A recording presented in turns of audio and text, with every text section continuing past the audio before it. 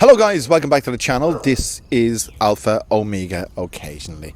And on this occasion, we're in the middle of nowhere. Well, we're not. We're in Tlong Luang, Pontutini. It's where if you're a regular viewer to our channel, you'll know that we come here most weekends. Not that I'm a big fan of this place. And I'll go through a few of the reasons as we talk in this video. But it's occasions like this that it doesn't remind me, but it resurfaces my feelings of isolation in Thailand.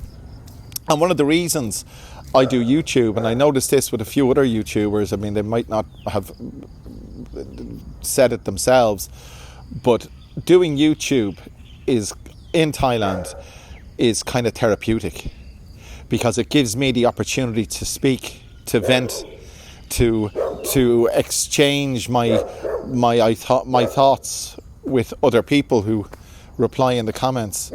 But this occasion is one of those occasions where I've just woken up this morning. I woke up about an hour ago, had a shower, trying to wake myself up.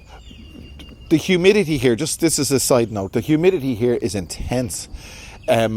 Even breathing, you can feel it. You can feel it. It rained so much last night that the moisture in the air is tangible. It's almost that you can feel it. Obviously not, but you can definitely notice it when you breathe. The air is very heavy. It's thick with moisture. But that's besides the point. By the way, if you're coming to Thailand, the rainy season runs from, say, June-ish to late October-ish kind of thing. It's the start of October now, and it's going out with a bang. It really is, because did it rain here last night? Look, that's besides the point. The feeling of isolation. I woke up this morning. My wife and son and her brother and his wife and their grandchild are here, and her cousin is here, and they're all busying themselves doing things, and they're talking in Thai at 100 miles an hour, 90 miles an hour. Now notice I use the idiomatic phrase miles, even though I'm from Ireland, because we don't use the imperial system in Ireland, we use the metric system, but we don't say 100 kilometers an hour. Actually, why is that? I don't know, but we use the imperial idiomatic phrase of 90 miles an hour. So when they speak like this, I suddenly become isolated. And that's what they're doing. That's what this morning is all about. I don't know what's going on. I never do know what's going on. So I said to myself, I'd take my camera out, I'd walk a distance away, and I'd have a chat with you for therapeutic reasons. But to highlight this, I don't necessarily enjoy coming here for that reason. Because when we're here, it's usually with the extended family. And if it's with the extended family, you know, I speak Thai, and a lot of guys say I butcher the language. Well, I probably do. But regardless of how much time I spend learning Thai, well, that's probably not... But look, I've lived here for almost 11 years, and I can speak Thai. Pampud Prasat Thai, Tukwan. I speak Thai every day. But when they speak together, it's virtually impossible to join in the conversation. I'm not saying to understand it, but it's to join in. You'll understand bits of it, but you'll never be able to contribute on the level. So therefore, you're left out. It doesn't happen so much in Bangkok, because in Bangkok I have my life and I have my routine, and I can converse with some people there in English to a degree. They're not mosquitoes; these are flies. And they're everywhere. They're literally everywhere. This is the thing about the rainy season. It's so damn annoying. But the feeling of isolation is it really is at a I wouldn't say critical. It's not critical. It's acute. Not as it's omnipresent. It's always there. It's always there. And one of the aspects of survival. This is it. One of the aspects of survival in Thailand is being able to integrate and being able to participate and being able to, as a result, enjoy your time. But in order to keep yourself on an even keel, you've got to do something that gives you the opportunity to express yourself, let's say, because that's crucial. That's crucial because when you're living in a country that you don't speak the language and they generally don't speak your language, and how are you going to express? You've no idea how important that is unless you've been denied that privilege. Is it a privilege to express yourself? I don't think so. That's probably the wrong term to use. But until you've been denied that ability, because you haven't got the ability to express your. Sorry, I'm kicking flies off my person. You haven't got the ability to express yourself in their language, so they'll be able to participate in a meaningful conversation with you. So therefore, you're going to be alone. And who do you express yourself to or with? You express yourself to whoever will listen and whoever can listen. And in this case, I'm expressing myself to you on YouTube because YouTube is therapeutic. And I have found that over the last 11 years that is probably one of the best things that I can do to keep myself on an even keel, because these individuals don't speak English. And I can't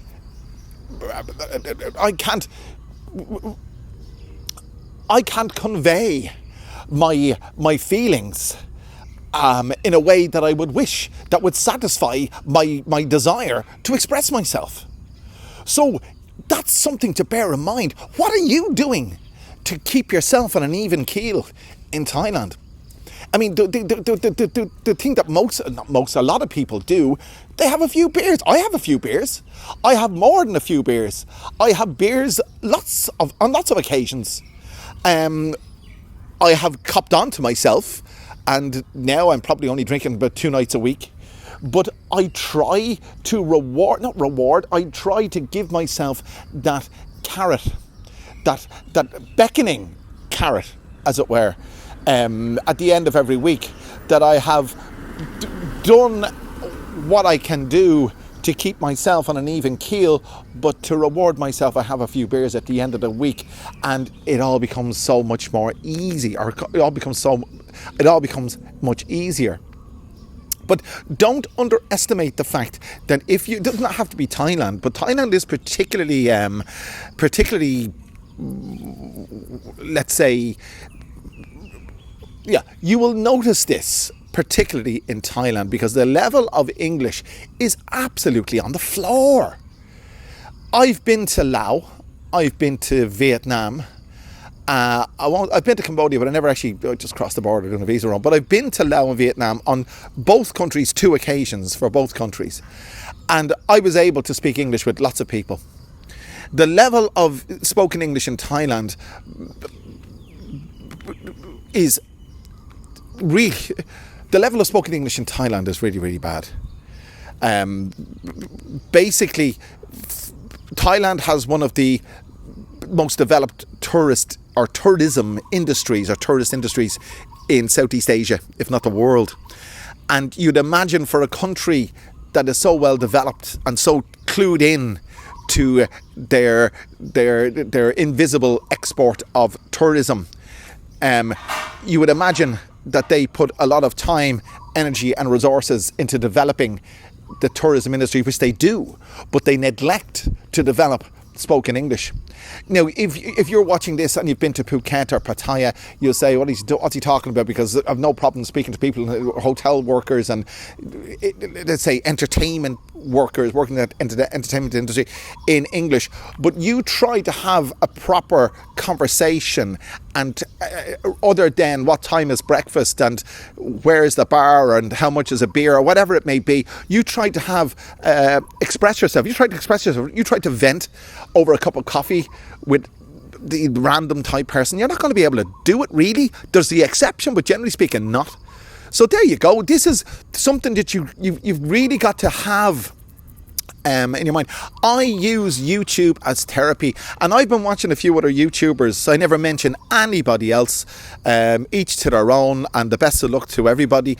But I've been watching a few YouTubers.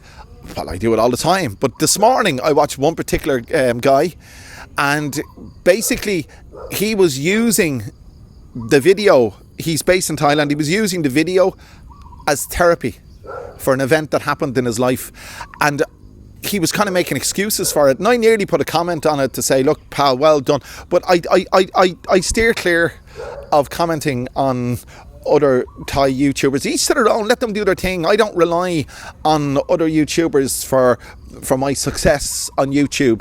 I just go it alone, and the consequence of going alone is you are alone.